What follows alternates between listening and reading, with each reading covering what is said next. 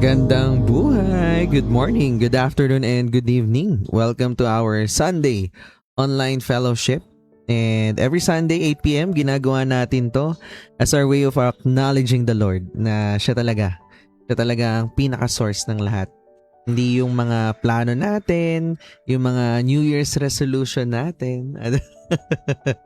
Hindi yung mga prediction, di ba? Ano yung zodiac sign mo ngayon? Ayan. Hindi ng confidence natin sa sarili natin, no? So, kung nandito ka ngayon, baka nakita mo lang to sa feed mo, baka may nag-tag sa'yo dyan sa comment section. And by the way, gusto ko na i-shout out and I really admire and commend those people na talaga nagsishare nitong live natin, nitong Zoom natin, no? Nagtatag dyan sa comment section, sinishare sa mga friends nila. Talagang grabe, no? Doon pa lang salute na ako sa inyo kasi talagang God will bless you for sharing His word and sharing the gospel, no? Lalong-lalo na yung mga nagsisend ng link or maybe replay, ayan, mga team replay natin. Pero of course, gusto kong linawin and I want to assure you na hindi ka lang napadaan dito. Kahit may nag-send man or may nag-comment dyan ng name mo, hindi ka napadaan lang. Okay? God invited you here. And of course, no specific religion. It's open for everyone because it's pure relationship with God. And tonight, January 4 pa lang. Grabe, bagong taon, bagong calendar. Diba? Kamusta ba ang mga handa natin sa New Year? Naubos nyo na ba? Or nakapangatlo at pang-apat na init na? Pero again, kung honest tayo, marami pa rin sa atin na may dalang takot mula last year.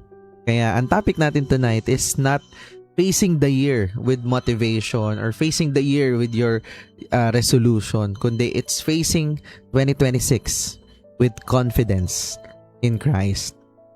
So before we go deeper, grateful Genesis muna tayo. Ayan, our grateful beginning. Syempre hindi natin to babaguhin, no? For the past 3 to 4 years, we always start with gratitude. Not because perfect ang buhay, but because kahit hindi pa tapos yung breakthroughs, God is still really faithful. So first and foremost, I thank God for my life. Praise God. Kasi kapag may buhay, ibig sabihin may purpose pa. Thank you, Lord. Kasi ngayon January 4, nakikita-kita tayo, napapanood mo to. So, ibig sabihin, buhay ka pa. Diba? Ang daming tao hindi na umabot ng 2026. Or maybe hindi na umabot ng January 4. So, thank God. Kasi hindi pa tapos si Lord sa atin. May mga pinapagawa pa siya sa atin. No? Praise God. And I thank God for my family. I thank God for my brother. I thank God na we're doing devotion. Actually, we're doing something different this year. We're gonna do devotion, our quiet time, ng sabay. So, parang nag-group devo kami and we're sharing our observations, our applications, no? So, sobrang nakaka-bless kasi if you can't do it alone, sabi nga dun sa binabasa ko na devotion book din, if you can't do it alone, so this year, why not have the humility to ask someone, it's either a mentor, a brother or sister in Christ, diba? Na that can help you really to stay faithful and consistent with your quiet time and your devotion. So, praise God, no, for the wisdom na magkasama kami ngayon na nagde-devotion. Ayan. And kanina, first Sunday of the year, ang ganda rin nung topic, no? Or ang tema, which is to have the mission, to remind us the mission.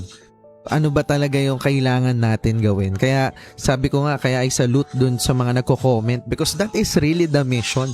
No, na hindi natin ipinagdadamot yung word kundi i-share natin sa iba because that is the good news. 'Di ba? Sino bang ayaw ng good news? 'Di ba? And I thank God because yesterday I had an opportunity to share the word also na meron akong winan-on-one. Shout out sa iyo. Ayan, from Bahrain.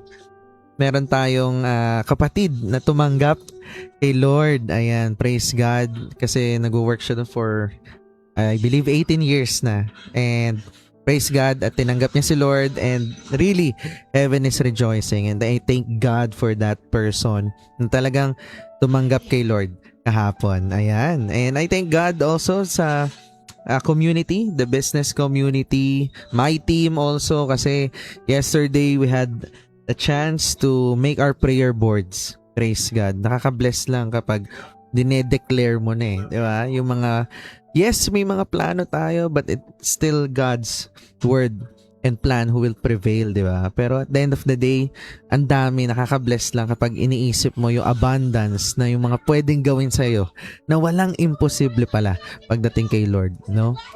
So, ang dami kong gusto ipagpasalamat. I thank God for the fellowship, for my spiritual mentors, for my spiritual father.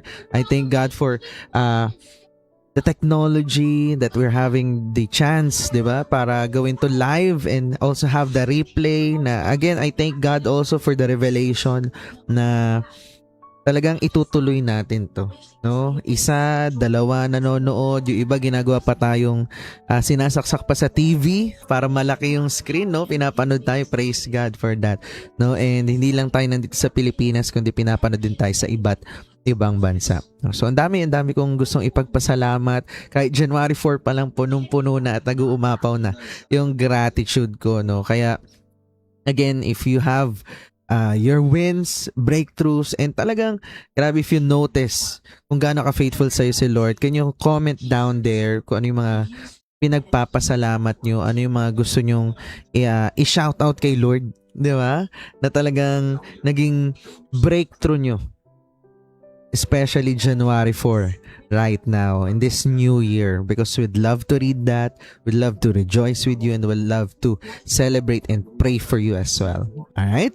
And now, of course, I'll be reading that later, but for now, I want to welcome our pastor and my spiritual father na talagang hindi talaga nakakalimot at hindi talaga nagmimintis kahit sobrang busy na sa ministry niya, no, all the way from Bacolod, di ba? At hindi niya tayo pinababayaan. Talagang he always feed us with the word, no? Let's welcome Pastor Ralph Dulman as he leads us in God's word tonight. Hello po, Pastor Ralph. Happy New Year po sa bawat isa. This is Pastor Ralph Dulman, and I will be encouraging you with God's word as we face the new year 2026. Let us start with a prayer. Father in heaven, thank you so much for your faithfulness and love and grace and mercy, for all the miracles and for all the goodness that you have shown us. Indeed, you are our Father who really cares for us.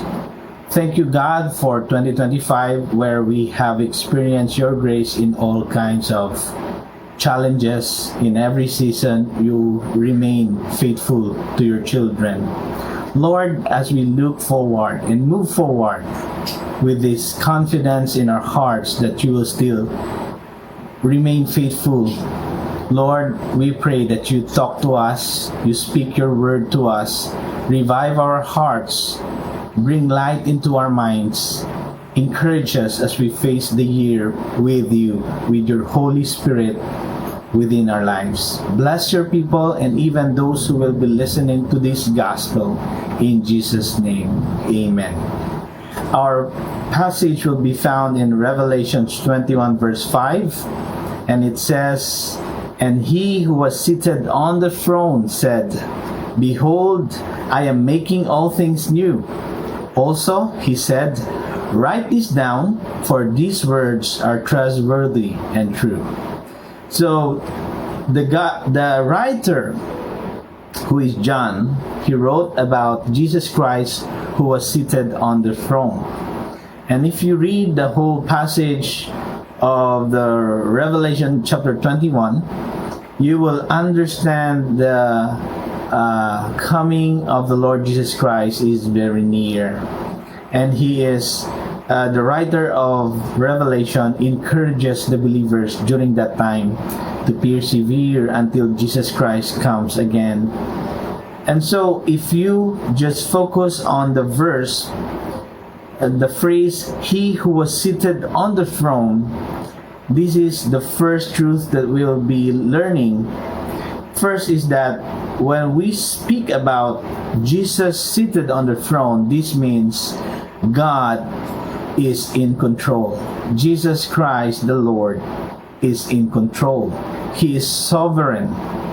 And He is the King of Kings and the Lord of Lords. So kahit ano pang challenges we will be facing in 2026, the same as 2025, there are a lot of challenges and breakthrough, breaking, healing, provision, and all kinds of seasons that we have gone through.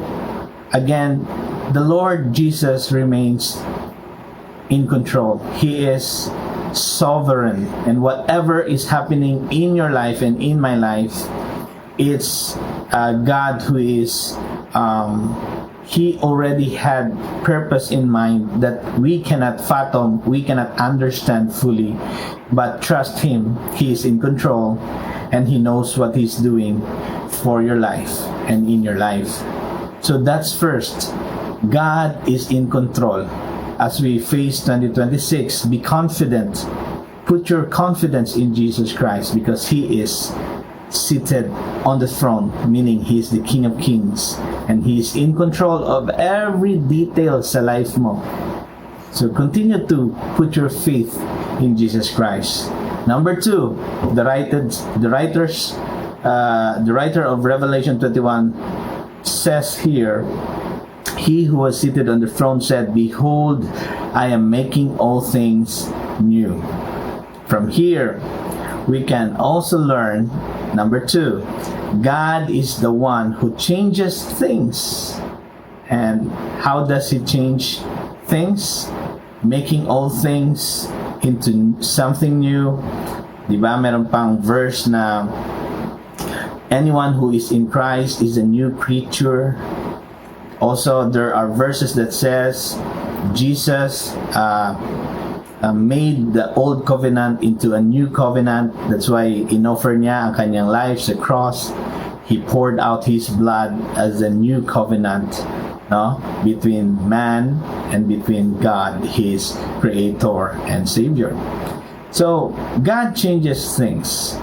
Meaning, ang kasabihan na hinubog ng panahon or minold ng panahon is actually not biblical because only our sovereign God who is in control, and number two, who is the one who can change things, He is the one who can really mold us into a person we are called to be. Ang Panginoon ang nag-mold sa atin, hindi ang panahon. So despite the effort to change our old habits, our bad habits, without God's transforming work within, the change that will take place will only be superficial. Without God's transforming work in your life, the change that will take place will only be shallow, displaying only outward filtered image, which is temporary.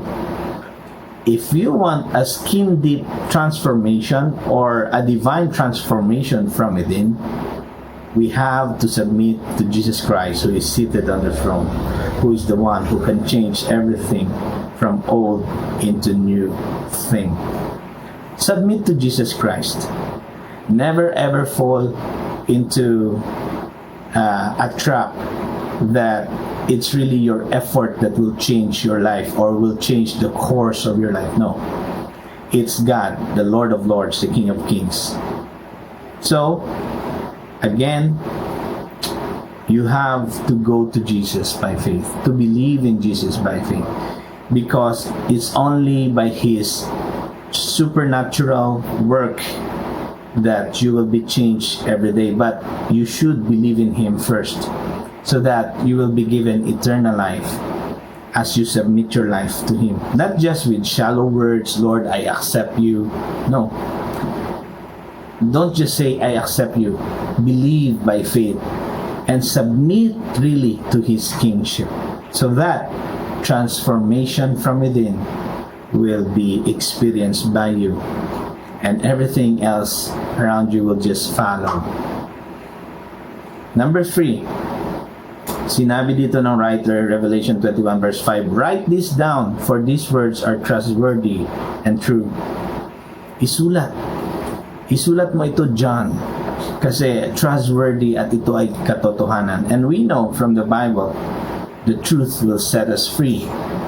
And meaning, third, not only God is in control and God is the one who changes things and people, God also commands us to keep His word by walking in the truth. Kaya niya pinasulat kay John para tandaan ni John, isabuhay ni John by the power of the Holy Spirit. Ma-apply niya ang narinig niya at masabi niya rin ang gospel sa iba. Ganon din naman sa atin. God commands us to keep His word by walking in the truth. As we face 2026, we have to continue on with Jesus Christ, the one leading our lives. Then every plan we have should be from Him, because we may plan out our goals for the year 2026, but again, it's the will of God that will prevail, sabi ng Old Testament verse. Sabi nga ng writer, 3 John 1 verse 4, I have no greater joy than to hear that my children are walking in the truth. He's referring to his spiritual children in Jesus Christ, his disciples in Christ. Masaya siyang nakikita silang they continue to walk in the truth. Again, brothers and sisters, as we face 2026, be confident in Jesus, because He is the one who is controlled. He is the one who changes things, circumstances, and even hearts of people. He is the one who commands us to keep His word by walking in the truth. As we remain in Jesus, remain in His love, remain in His presence, remain in His word, according to John 15, there we will bear much fruit. So have a fruitful new year as you have this confidence in Christ that He will remain in control, the one who changes things and the one who commands us to keep His word and walk in His truth. God bless you and a happy new year to everyone. Praise God! Fruitful New Year. Sarap pakinggan, ano? Have a fruitful New Year or fruitful 2026. Yun talaga eh. Na-excite tuloy ako. Aligned, no? Aligned talaga. Fruitful. Okay. Ang ganda, no? Short but very, very meaningful. I love, no, yung mga truths natin ngayon kasi talagang it's a reminder, no? Doon pa lang eh. Number 1, God is in control. Yan ang pinaka magandang reminder sa atin ngayong pagpasok ng taon. Especially, bukas ay pasukan na. Diba? Sino dito yung mga nag-e-expect na, 'di ba, ng pasukan, o 'di ba? So parang medyo pasukan na naman, o 'di ba? Pero ang galing na sinabi ni Lord, 'di ba? Behold, I am making all things new. Hindi sinabi ni God na tayo, we will not make things new. Siya ang nagsabi, I am making all things new. O 'di ba? Kasi ang anxiety, madalas galing lang naman yan sa illusion na tayo ang may control. Kaya kapag nawawala yung control, doon tayo natataranta, 'di ba? Na parang, hala, paano to? Hala, paano yan yung pambayad ko dito? Ibabayad ako ng mga ganito, 'di ba? Kasi ito yung season ng bayaran ng mga bills after ng malalang gastos last month, 'di ba? Kumbaga sa business nga hindi laman lahat ng trend, 'di ba? Yung pag-shift ng market, yung mga delay or yung losses is already a failure. Minsan redirection 'yan Minsan protection din 'yan sa ni Lord. So this year, 'di ba? Stop asking na, Lord, paano ko kokontrolin? No, stop with that. Start asking, Lord, paano kita mas pagkakatiwalaan? Grabe, alam mo, ito nga yung devotion ko for the past 3 days na how will you surrender fully, no, yung control kay Lord? No? Kasi yun dapat talaga ang isuko natin, di ba? Yung control. Yung lagi na lang tayong nasusunod. Kaya nalulungkot, di ba? Nasistress. Pumapasok yung anxiety, di ba? Kaya dapat, Lord, paano pa kita mas pagkakatiwalaan? Paano pa ako mas magiging faithful sa'yo? Paano pa ako mas susunod sa'yo? Instead na, nakasar ako dito, ganito yung nangyari, hindi mo nga kontrolado yung sitwasyon eh. Diba? And number 2, ang ganda no? God is the one who changes things. Galing, no? These words are trustworthy and true. No, yung mga pinapoint out na phrases ni Pastor kanina. Ibig sabihin, hindi opinion si God. Hindi opinion. Hindi siya trend. Diba? Nalilipas din. Hindi rin siya motivational quote na nabasa mo lang. Maraming pangako, maraming promises ang mundo na hindi tinutupad. Pero si God, hindi siya nag-over-promise. In fact, over-deliver nga eh. Si God eh. Kasi parang ano lang yan eh. Yung feeling mo, lalo na ngayon, nagbabayad ka ng mga bills na ginastos this Christmas. 'Di ba? Feeling mo ikaw magaling. Ikaw gagawa ng paraan, ikaw magbabayad talaga. Pero God gave you the ability to earn. God gave you those abilities kung bakit ka kumikita ngayon or kung bakit ganyan ang sinasahod mo ngayon. Pero then again, skills change. Platforms change. Yung system, magfi-fail din yan at some point. Pero ang character na talagang minold at hinubog ni God. 'Di ba? Sabi ngayon kanina ni Pastor, no? Yung lagi mo naririnig na kasabihan, hinubog na ako ng panahon. Pero in reality, hinubog ka talaga ni God because those experiences, those challenges and situations na mga napagdaanan mo, those are character development situations. Doon kanya hinubog. Pangmatagalan talaga si Lord. So, ask yourself, ano ba yung hinihingi mong pagbabago na dapat ikaw muna ang baguhin? Diba? So, lagi, ang una mo kasing prayer lagi, Lord, sana makabayad na ako ng utang. Lord, sana ma-promote na ako. Lord, sana ganito. Ang dami mo hinihiling, pero ikaw ba? Ano ba dapat baguhin sa character mo this year? Diba? Hindi na ako mga away sa Facebook. Hindi na, mas hahabaan ko na yung pasensya ko. Diba? Mas makikinig na ako, ibababa ko na yung pride ko. Diba?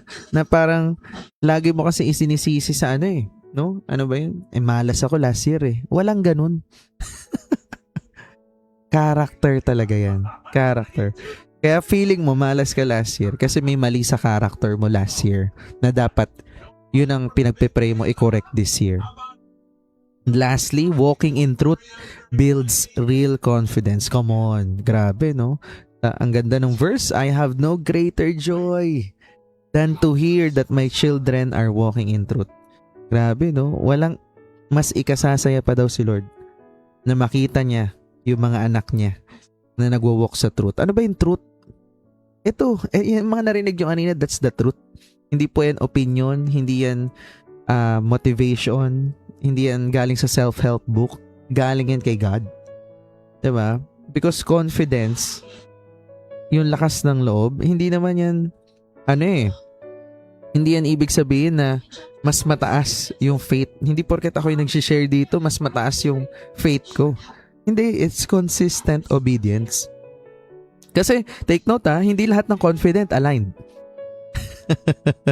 Di ba? Parang yung sabi ng mentor ko, napanood ko doon sa testimony video niya, na huwag ka mag-rely doon sa mga taong, alam mo yun, kasi ang dami for example, yung ghost projects, di ba? Yung mga corrupt, lahat naman yan nagsisimba eh.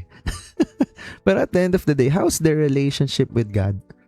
So wag ka lang tumingin doon sa aspeto na, lagi nagsisimba yan. Laging ganito yan. Hindi. Sino yung laging obedient kay Lord sa truth niya? Kasi again, hindi lahat ng confident aligned. May mga mukhang matapang, pero takot sa gabi. Di ba? Maaaring yan lang yung nakikita mo, pero iba pala sa loob. No? So again, parang ano lang yan sa business, di ba? Integrity, it gives peace. And peace gives clarity, mas malinaw. And clarity, it gives confidence. So this year, choose truth kaysa yung gusto ng mundo. Choose truth even when it costs you comfort. So again, confidence in Christ. It means hindi mo alam lahat, pero kilala mo ang Diyos. Hindi ka sigurado sa bukas, pero sigurado ka sa Kanya. Yun yung promise. Hindi ka perfect, pero surrendered ka. Alright? Grabe, no? Alam mo, nararamdaman ko lang sa mga nanonood ngayon, maybe meron dito na papasok ka sa taong to, 2026 na to, na pagod ka, or maybe puno ka ng regrets. Sana ganito, sana ganyan. Dapat pala ganito. Or maybe, meron ka namang faith. No, parang yung kausap ko yesterday, sabi niya, nagsisimba naman ako palagi. Nagbabasa din naman ako ng Bible kahit di ko naiintindihan every day. Pero ba't ganun? Parang meron pa rin, may bigat pa din. Parang feeling ko alayo ko pa din. Listen to me. Hear this. Si Jesus, hindi siya nag-iintay na maging perfect ka. Hindi niya hinihintay yung better version mo na nilagay mo sa New Year's resolution mo. Ang ini-invite niya ngayon is ikaw. Yung totoong ikaw. Yang nararamdaman mo sa puso mo ngayon na yan. That's grace na ibinigay niya sa'yo kahit hindi natin deserve. So if you're that someone, no? Can you close your eyes and bow your head? Without minding the people na nasa tabi mo, baka nasa labas ka, nasa coffee shop ka, nasa mall ka ngayon, and you're listening to this. If you're that someone na dinidescribe ko kanina, nararamdaman mo na kailangan ko pala talaga si Lord sa buhay ko. And this year, 2026, I want to start this by knowing Jesus, knowing God, and having that real relationship with Him para malaman ko yung totoo, the truth. If you're that someone, can you boldly raise your hand? Again, there's nothing magical about raising those hands. Pero it's a sign of surrender. Again, don't mind kung nasa labas ka ngayon, don't mind the people around you. Just raise your hands and pray after me if you're that someone. And better yet, if nandito ka, can you comment down there, Jesus? Para lang alam ko na merong gusto mag-accept. Just comment down there, Jesus. If you're that someone, again, with your eyes closed, bow down your heads, pray after me. Lord Jesus, inaamin ko na kailangan kita. Pinagsisisihan ko ang aking mga kasalanan. Salamat sa krus, sa bagong buhay, at naniniwala ko na namatay ka at nabuhay ka muli noong 3 araw. And this time, tinatanggap kita bilang Panginoon at tagapagligtas ko. And from today, I choose to follow you every single day. In Jesus' name, amen, amen, and amen. Praise God. So, last Sunday, no? Praise God, merong nag-comment ng Jesus at talagang tinanggap niya si Lord sa buhay niya. Alam mo, one soul, all it takes. And the heaven, the angels are rejoicing sa taong tumatanggap kay Christ. Especially ngayon na nag-decide ka na if you prayed that prayer tonight, again, hindi mo kailangan gawin ang 2026 mag-isa. You don't need to figure this out alone. Again, kung nag-comment ka dyan, pwede mo rin na kami i-PM. Message mo kami, direct message mo kami para matulungan ka namin na mas makilala mo si Christ. At ano yung next step after you accepted Christ para masimulan mo yung journey mo sa paglakad na kasama ang Panginoon. Alright? So to wrap this up, again, confidence is not self-belief. Hindi lang siya just believe in yourself. Confidence is believe in God buong buo. Hindi mo hawak ang taon. Hindi yan dahil swerte o malas ang taon mo. Hindi yan sa zodiac sign mo. Hindi yan sa mga prutas mo. No? Pero si Lord talaga ang may hawak ng 2026 mo. Walk in truth. Trust His process. And face the year anchored in Christ. So let me pray for you. Raise your hand to receive the blessing. Lord, we surrender this year to you. Our plans, our fears, our goals, and uncertainties. Lord, we choose to trust you. Not ourselves anymore, Lord. Lead us, Lord. Shape us, Lord. Anchor us in truth, Lord. That whatever comes, we will face it with confidence in you, Lord. And I also pray na may we be reminded that this is the year that we will fulfill our mission to you, Lord. That we will declare and share the gospel. That we will double and triple time to share it with our family, to share it with our friends. Because you are near and you will be giving us the proper alignment, the proper guidance in wisdom and in truth, Lord. Lord, I pray for these people that who are watching right now or maybe watching the replay right now, Lord. May the Lord bless all of you and keep you. May the Lord turn His face towards you and be gracious to each and every one of you. Just how God loved us, that He gave His only Son just to save us. May the Lord lift up His countenance to all of you and give you peace that surpasses all understanding, abundance, breakthroughs in every trials and challenges. In the mighty name of Jesus. Amen. Amen. Amen. God bless you. Happy New Year, everyone. And, of course, see you next Sunday. God bless everyone. Invite more of your friends to watch this or pwede rin kayo pumasok dito sa ating Zoom. God bless, guys.